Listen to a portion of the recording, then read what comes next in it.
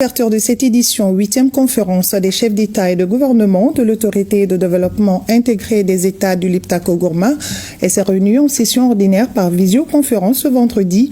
Ainsi, les chefs d'État du Mali, du Niger et du Burkina Faso ont passé en revue le contexte géopolitique de la région ouest africaine et examiné la situation sécuritaire dans les États du Liptako-Gourma. Ils ont également décidé de transformer l'autorité de développement intégré des États du Liptako-Gourma en agence d'exécution des projets et programmes de développement de la Confédération des États du Sahel. Le président de la République du Niger, le général d'armée Abdourahmane Chani, président en exercice de l'autorité, est chargé de nommer un administrateur provisoire qui assurera le passage de l'ALG à une agence d'exécution avant le 31 décembre 2025. Et enfin, les trois chefs d'État se sont félicités des prouesses individuelles et collectives des trois pays dans le cadre de la lutte contre le terrorisme. Le point avec Serra Bachili. Bien reçu. Merci.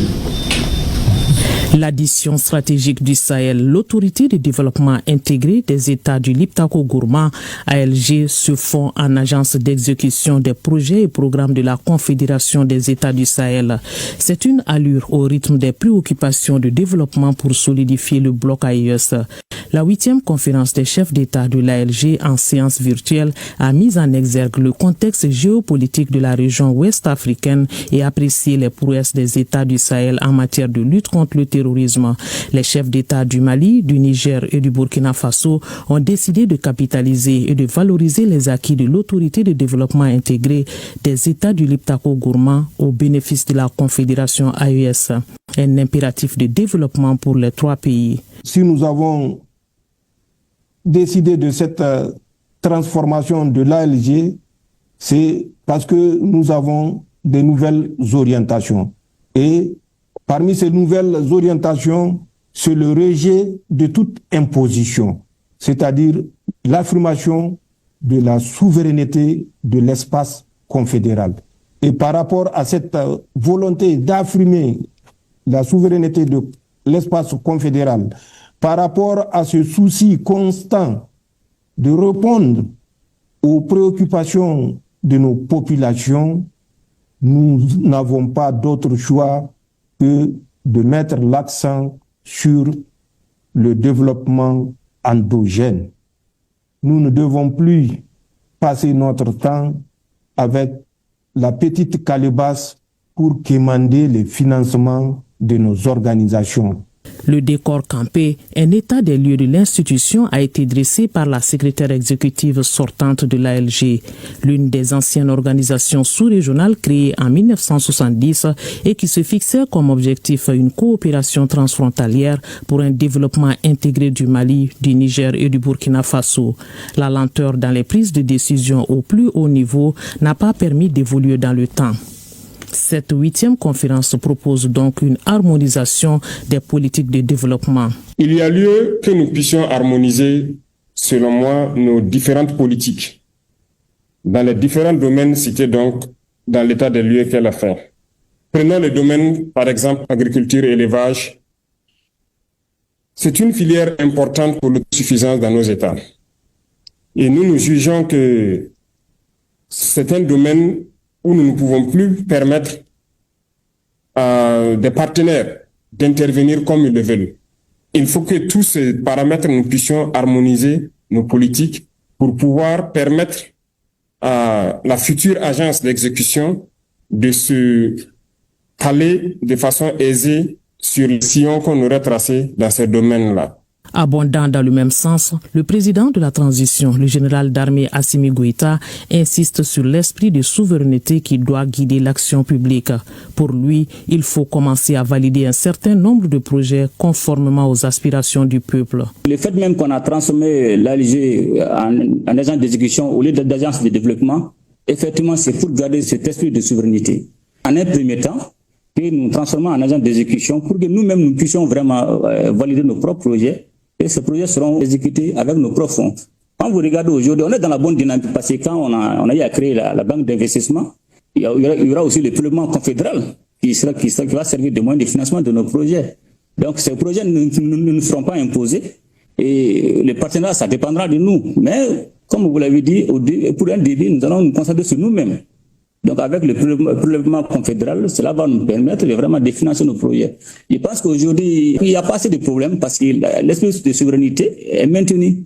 Et aujourd'hui, c'est à nous maintenant, quand on va terminer avec le processus de création de la banque d'investissement et de développement, de valider un certain nombre de projets conformément aux aspirations de nos populations. On ne peut pas faire autrement. On est obligé de faire en fonction de nos réalités. Et ceux qui veulent nous accompagner, ça dépendra de nous. Donc, mais on est obligé de se concentrer sur nous-mêmes. Fidélité donc aux idéaux de l'AES avec des projets intégrateurs. L'ALG ainsi intégrée à l'architecture de la Confédération des États du Sahel devra permettre la mise en œuvre de programmes spécifiques de valorisation des ressources naturelles dont les 3 pays disposent. Les 3 chefs d'État avaient auparavant adopté le rapport de la 13e session extraordinaire du Conseil des ministres de l'autorité tenu le 24 mai 2025 ici à Bamako et présenté par le ministre des Mines du Mali, professeur Amadou Keïta, président en exercice du Conseil des ministres de l'ALG.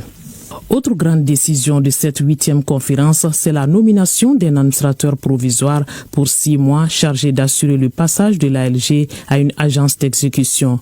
Un audit de l'institution sera également fait. Et dans le communiqué final de la conférence, les chefs d'État ont engagé les ministres en charge de l'ALG à prendre toutes les dispositions pour la transformation de l'ALG en agence, et cela avant le 31 décembre 2025. Et lors de ces échanges par visioconférence, le président de la transition, le général d'armée Assimi Goïta, a adressé en sa qualité de président de la Confédération des États du Sahel un discours en rappelant la nécessité d'adapter les structures aux réalités géopolitiques des États du Sahel pour plus d'efficacité dans l'exécution des projets structurants. Nous l'écoutons au micro de Sira Bachili et Adama Kamara.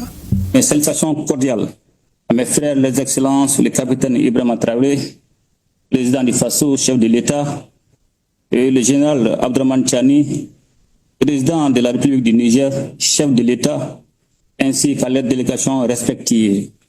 La rencontre d'aujourd'hui constitue une étape supplémentaire pour notre confédération AIS. En effet, cette 8e conférence des chefs d'État et de gouvernement marque une avancée dans le processus de transformation de notre organisation commune, l'autorité de développement intégré des États du Liptako-Gourma ALG. Créée le 3 décembre 1970, l'ALG a su entreprendre et réaliser des projets de coopération transfrontalière visant le développement local de la région du Liptako-Gourma dans plusieurs domaines tels que l'agriculture, l'élevage, l'environnement, l'énergie, les télécommunications, les mines, ainsi que les infrastructures routières et sociales de base. Avec ces 55 ans d'existence, notre organisation commune, l'ALG, s'est montrée résiliente et a produit des résultats tangibles. Cependant, face aux mutations géopolitiques actuelles, tant mondiales que régionales, et particulièrement au Sahel, l'ALG doit s'adapter aux nouveaux défis pour accomplir pleinement sa mission.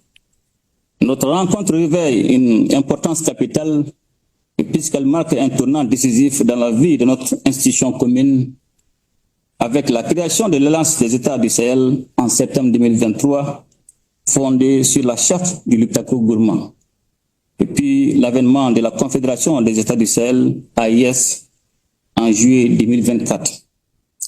Il est nécessaire de discuter de la forme que nous souhaitons donner à cet important outil d'intégration régionale à l'avenir. Ces échanges permettront de déterminer les approches adaptées visant une meilleure insertion de l'ALG dans l'architecture de notre confédération sous l'axe développement.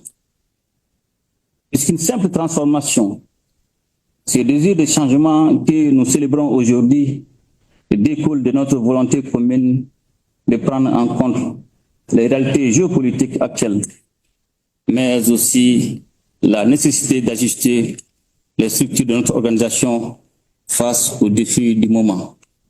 Et cette démarche nous évitera sûrement la création de structures supplémentaires dont le fonctionnement et l'opérationnalisation seraient coûteux pour nos États.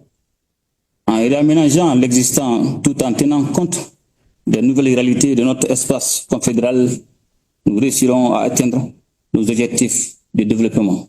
Pour y parvenir, nous attendons des ministres de tutelle et des experts des propositions concrètes qui nous permettront non seulement de mieux définir la forme que prendra notre institution, mais aussi ses nouvelles missions.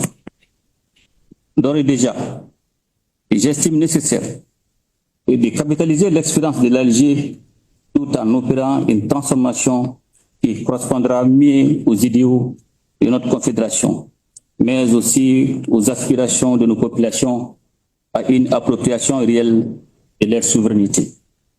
Je profite enfin de cette occasion pour remercier les ministres des 3 pays de l'AES, membres du Conseil des ministres de l'Alger, qui ont anticipé en entamant la réflexion sur l'avenir de l'institution depuis la création de l'AES.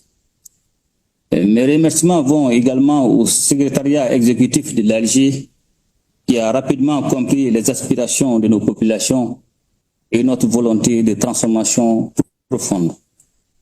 À leurs excellences, le capitaine Ibrahima Traoré et le général d'armée Abdourahmane Tiani, je réitère ma profonde gratitude et remercie Allah le Tout-Puissant pour la fraternité qui unit nos 3 États et qui nous conduira à la paix, à la sécurité et à une souveraineté véritable pour un développement intégré et harmonieux de notre confédération.